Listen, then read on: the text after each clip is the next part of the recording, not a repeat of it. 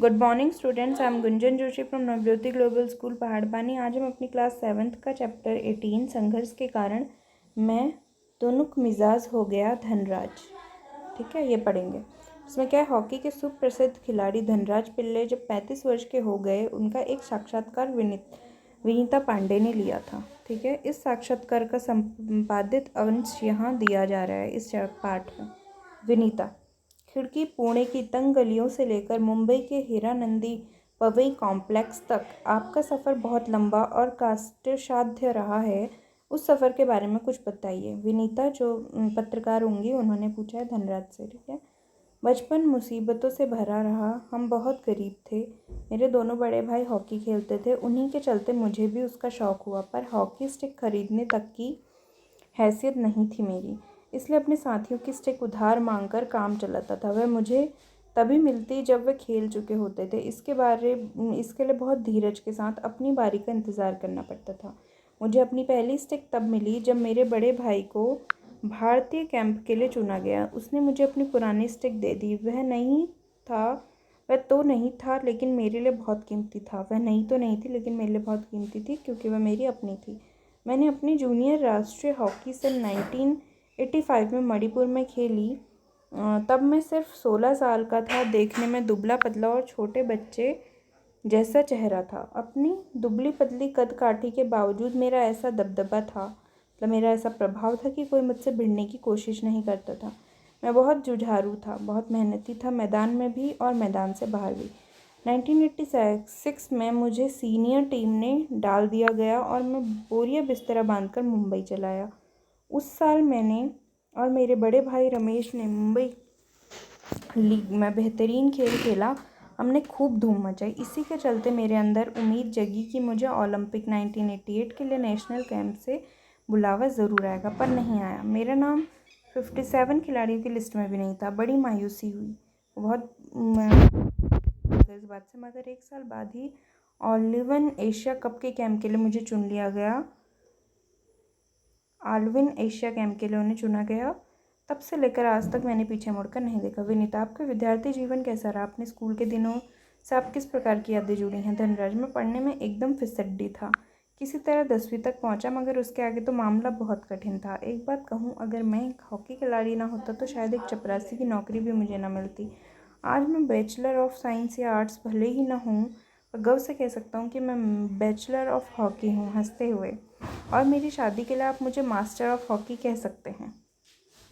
विनीता: आप इतने तुनुक मिजाज क्यों हैं? कभी कभी आप आक्रामक भी हो जाते हैं। धनराज: इस बात का संबंध मेरे बचपन से जुड़ा है। मैं हमेशा से ही अपने आप को बहुत असुरक्षित महसूस करता रहा। मैंने अपनी माँ को देखा है कि उन्हें हमारे लालन पोषण में कितना संघर्ष करना पड़ा। मेरी तुनुक मिजाजी के पीछे कई वजह है, लेकिन मैं बिना लाग लपेट वाला आदमी हूँ। मन में जो आता है सीधे सीधे कह डालता हूँ और बात को कोई पछताना भी पड़ता है कई बार। मुझे अपना गुस्सा रोका नहीं जाता। दूसरे लोगों को भी मुझे उकसाने में मज़ा आता है। मुझे ज़िंदगी में हर छोटी बड़ी चीज़ के लिए जूझना पड़ा, जिससे मैं चिड़चिड़ा हो गया हूँ। साथ ही साथ मैं बहुत भावुक इंसान भी हूँ।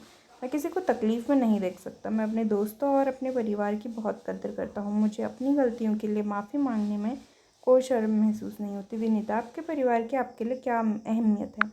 विनीता किससे पूछ रही है? धनराज से। तो धनराज बोल रहे हैं, सबसे अधिक प्रेरणा मुझे अपनी माँ से मिली। उन्होंने हम सब भाई बहनों में अच्छे संस्कार डालने की कोशिश की।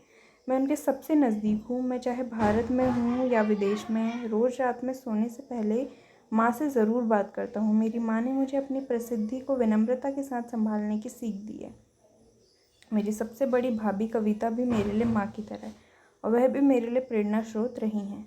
विनीता: आपसे सबसे पहले कृत्रिम घास टर्फ पर हॉकी कब खेली?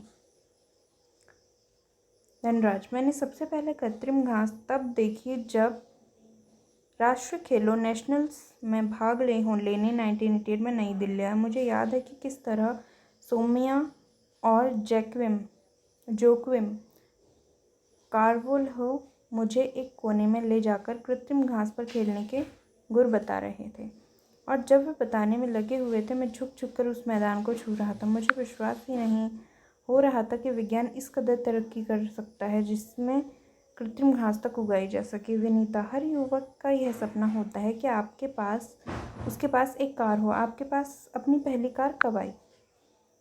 धनराज, मेरी पहली कार एक सेकंड हैंड अरमाडा थी जो मुझे मेरे पहले के एम्प्लॉयर ने दी थी। तब तक मैं काफ़ी नामी खिलाड़ी बन चुका था, मगर यह कोई ज़रूरी नहीं कि शोहरत पैसा लेकर आए। मैं तब भी मुंबई की लोकल ट्रेनों और बसों में सफ़र करता था, क्योंकि टैक्सी में चढ़ने की हैसियत मुझ में नहीं थी। मुझे याद है, एक बार किसी फोटोग्राफर ने भीड़ से भरे रेलवे स्टेशन पर मेरी तस्वीर की। अगली सुबह एक खबर छाप दी कि हॉकी का सितारा पिल्ले अभी भी मुंबई की लोकल ट्रेनों में सफ़र करता है। उस दिन मैंने महसूस किया कि मैं एक मशहूर चेहरा बन चुका हूँ और मुझे लोकल ट्रेनों में सफ़र करने से बचना चाहिए। लेकिन मैं कर ही क्या सकता था। मैं जो भी थोड़ा बहुत कमाता, उससे अपना परिवार चलाना पड़ता। धीरे धीरे पैसे जमा करके बहन की शादी की और माँ के लिए हर महीने पूरे पैसा भेजना शुरू किया। आज मेरे पास एक फोर्ड आइकॉन है जिसे मैंने सन 2000 में ख़रीदा था। मगर वह किसी कारपोरेट हाउस का दिया हुआ तोहफा नहीं, बल्कि मेरी मेहनत की गाड़ी कमाई से खरीदी हुई कार है। विनीता, सफलता का आपके लिए क्या महत्व है? हॉकी को आपने इतना कुछ दिया, आपको इसके बदले क्या मिला? धनराज, कुछ रुपये इनाम में मिले थे, मगर आज खिलाड़ियों को जितना मिलता है उसके मुकाबले में पहले कुछ नहीं मिलता था। मेरी पहली जिम्मेदारी थी परिवार में आर्थिक तंगी को दूर करना और उन सबको एक बेहतर ज़िंदगी देना। विदेश में जाकर खेलने से जो कमाई हुई, उससे मैंने 1994 में पुणे के भाऊ पाटिल रोड पर 2 बेडरूम का एक छोटा सा फ्लैट खरीदा। घर छोटा ज़रूर है, पर हम सबके लिए काफ़ी है। 1999 में महाराष्ट्र सरकार ने मुझे पवई में एक फ्लैट दिया। वहाँ ऐसा घर है जिसे खरीदने की मेरी खुद की हैसियत कभी नहीं हो पाती। विनीता, सेलिब्रिटीज़ के साथ एक ही मंच पर बैठना कैसा लगता है? धनराज, बहुत अच्छा। जब हम राष्ट्रीय पति से मिले तब यह महसूस हुआ कि हम कितने खास हैं। हॉकी ही है जिसके चलते हर जगह प्रतिष्ठा मिली। प्रतिष्ठा मतलब उन्हें सम्मान मिला, ठीक है, और वो थोड़े नामी बने। तो चलिए अब हम प्रश्न अभ्यास की ओर बढ़ते हैं। प्रश्न अभ्यास में पहला क्या है? साक्षात्कार पढ़कर आपके मन में धनराज पिल्ले की कैसी छवि उभरती है, वर्णन कीजिए। धनराज पिल्ले का साक्षात्कार पढ़कर यही छवि उभरती है कि वे सीधे सरल जीवन व्यतीत करने वाले मध्यम वर्गीय परिवार से नाता रखने वाले हैं। वे देखने में बहुत सुंदर नहीं हैं। हॉकी के खेल में इतनी प्रसिद्धि प्राप्त करने का ज़रा भी अभिमान उनमें नहीं है। आम लोगों की भांति लोकल ट्रेनों में सफ़र करने में भी कतराते नहीं। विशेष लोगों से मिलकर बहुत प्रसन्नता का अनुभव करते हैं। उन्हें माँ से बहुत लगाव है। इतनी प्रसिद्धि पाने पर भी आर्थिक समस्याओं से जूझते रहे। उन्हें हॉकी खेल से बहुत लगाव है। लोग भले ही उनको तुनुक मिजाज समझे, लेकिन वे बहुत सरल हृदय मनुष्य हैं। धनराज पिल्ले ने ज़मीन से उठकर आसमान का सितारा बनने तक की यात्रा तय की है। लगभग 100 शब्दों में इस सफ़र का वर्णन कीजिए। देखिए, धनराज पिल्ले का बचपन काफ़ी आर्थिक संकटों के बीच गुजरा है। उन्होंने गरीबी को भी काफ़ी करीब से देखा। धनराज पिल्ले ने ज़मीन से उठकर आसमान का सितारा बनने तक का सफ़र तय किया। उसके बाद अपने लिए एक हॉकी स्टिक तक खरीदने की उनके पास पैसे नहीं थे। शुरुआत में मित्रों से उधार लेकर और बाद में अपने बड़े भाई की पुरानी स्टिक से उन्होंने काम चलाया, लेकिन आखिरकार उनकी मेहनत रंग लाई। अंत में मात्र 16 साल की उम्र में उन्होंने मणिपुर में 1985 में जूनियर राष्ट्रीय हॉकी खेलने का मौका मिला। इसके बाद इन्हें सन 1986 में सीनियर टीम में स्थान मिला। उस वर्ष अपने बड़े भाई के साथ मिलकर उन्हें मुंबई लीग में बेहतरीन खेल से खूब धूम मचाई। अतः 1989 में उन्हें ऑलिवन एशिया कप के कैंप के लिए चुना गया। उसके बाद वे लगातार सफलता की सीढ़ियों पर चढ़ते रहे और उन्होंने फिर कभी पीछे मुड़कर नहीं देखा। फिर क्या बोलते हैं? मेरी माँ ने मुझे अपनी प्रसिद्धि को विनम्रता से संभालने की सीख दी। धनराज पिल्ले का इस बात से क्या अर्थ है? देखिए, धनराज पिल्ले का यह कहना है कि मेरी माँ ने मुझे अपनी प्रसिद्धि को विनम्रता से संभालने की सीख दी। इसका तात्पर्य यह है कि मनुष्य चाहे कितनी भी सफलता की सीढ़ियाँ चढ़ जाए, कितने ही ऊंचे मुकाम पर उसे कभी भी घमंड नहीं करना चाहिए और किसी को अपने से छोटा नहीं समझना चाहिए। माँ की इसी सीख को उन्होंने अपने जीवन में अपनाया है। साक्षात्कार के आगे, धनराज को हॉकी का जादूगर कहा जाता है, क्यों? पता लगाइए। देखिए, धनराज को हॉकी का जादूगर इसलिए कहा जाता है क्योंकि जैसे जादूगर अपने दाव पेचों से हमारी ही आंखों के सामने ना जाने क्या क्या करतब दिखता था और हम दांतों तले उंगली दबा लेते, वैसे ही धनराज भी हॉकी खेलने में माहिर थे। कहीं भी माहिर हैं, कहीं भी ऐसा कोई दावपेच नहीं जो उन्हें ना आता हो। और वो बहुत ही अच्छा, बहुत ही अच्छे खिलाड़ी थे। ठीक है, तो अब क्या है, किन विशेषताओं के कारण हॉकी भारत का राष्ट्रीय खेल माना जाता है? हॉकी का खेल काफ़ी पहले ज़माने से भारत में खेला जाता है। इसे राजा महाराजाओं से लेकर ग्रामीण क्षेत्रों के लोग भी बड़े चाव से खेला करते थे। आज भी इस खेल के प्रति रुचि देश एवं विदेशों में बनी हुई है। इस खेल को खेलने में अधिक पैसों की ज़रूरत नहीं पड़ती। पुराने ज़माने के लोग हॉकी ही खेला करते थे और यह खेल वर्षों से लगातार आगे बढ़ता जा रहा है। यह सीमित संसाधन में खेला जाने वाला खेल है, इसे भारत का राष्ट्रीय खेल माना जाता है। आप समाचार पत्रों पत्रिकाओं में छपे साक्षात्कार पढ़ें और अपनी रुचि से किसी व्यक्ति को चुनें, उसके बारे में जानकारी प्राप्त कर कुछ प्रश्न तैयार करें और साक्षात्कार लें। आपको खुद करना है। अनुमान और कल्पना, ये कोई ज़रूरी नहीं कि शोहरत पैसा भी साथ लेकर आए। क्या आप धनराज पिल्ले की इस बात से सहमत हैं और अपने अनुभव बड़ों से बातचीत के आधार पर लिखिए। धनराज पिल्ले की इस बात से हम सहमत हैं क्योंकि कोई ज़रूरी नहीं कि शोहरत पैसा भी साथ लेकर आए, क्योंकि धनराज को स्वयं जितनी शोहरत मिली उतना पैसा उन्हें नहीं मिला। वह काफ़ी समय तक आम लोगों की भांति लोकल ट्रेन में सफ़र करते रहे। हमारे देश में कई ऐसे उदाहरण हैं जिन्हें प्रसिद्ध व्यक्तियों का आर्थिक तंगी का सामना करना पड़ता है। मसलन प्रेमचंद, मशहूर शहनाई वादक उस्ताद बिस्मिल्लाह खां का उदाहरण ले सकते हैं। इन जैसे महान व्यक्तियों का जीवन आर्थिक तंगी के बीच व्यतीत हुआ है। अपनी गलतियों के लिए माफ़ी मांगना आसान होता है या मुश्किल? अपनी गलतियों के लिए माफ़ी मांगना कठिन होता है क्योंकि हमें दूसरे के सामने अपने स्वाभिमान को झुकना पड़ता है। माफ़ी मांगने का अर्थ है किसी के सामने झुकना, अपने को छोटा बनाना।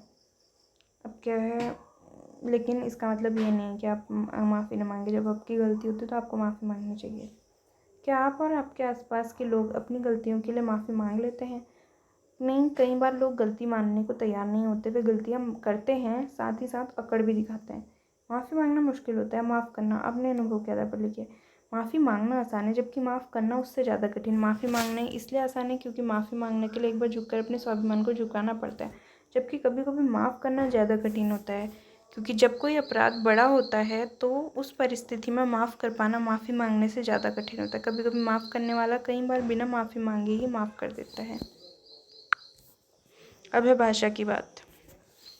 आपको क्या बोला है, नीचे कुछ शब्द हैं जिनमें अलग अलग प्रत्ययों के कारण बारीक अंतर आए हैं। इस अंतर को समझाने के लिए इन शब्दों का वाक्य में प्रयोग कीजिए। प्रेरणा, प्रेरक, प्रेरित, संभव, संभावित, संभवतः, उत्साह, उत्साहित, उत्साहवर्धक। देखिए, प्रेरणा क्या है? प्रेरणा हमें महापुरुषों के विचार से प्रेरणा लेनी चाहिए, है ना। दूसरा क्या है? प्रेरक, प्रेरक,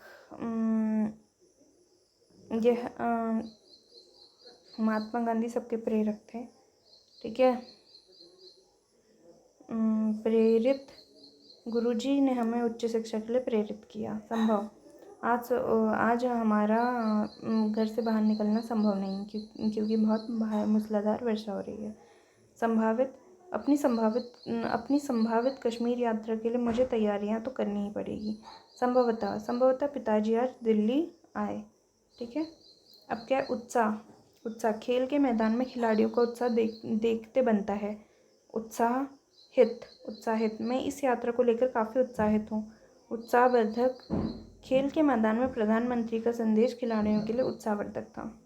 अब क्या? तुनुक मिजाज शब्द, तुनुक और मिजाज दो शब्दों के मिलने से बना है। क्षणिक, तनिक और तुनुक एक ही शब्द के भिन्न रूप हैं। इस प्रकार का रूपांतर दूसरे शब्दों में भी होता है, जैसे कि बादल, बादर, बदरा, बदरिया, मयूर, मयूरा, मोर, दर्पण, दर्पण, दर्पण। शब्दकोश की सहायता लेकर एक ही शब्द के दो या दो से अधिक रूपों को खोजिए।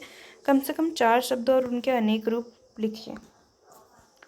अच्छा, तो उत्तर क्या है? जैसे आप और कौन से हम लिख सकते हैं? आग, अग्नि, ज्वाला, चांद, चंद्र, चंद्रा, समुद्र, समंदर, सागर, मात्र, माता, माँ। हर खेल के अपने नियम, खेलने के तौर तरीके होते हैं और अपनी शब्दावली है। जिस खेल में आपकी रुचि हो उससे संबंधित कुछ शब्दों को लिखिए, जैसे फुटबॉल के खेल से गोल, बैकिंग, पासिंग, बूट इत्यादि।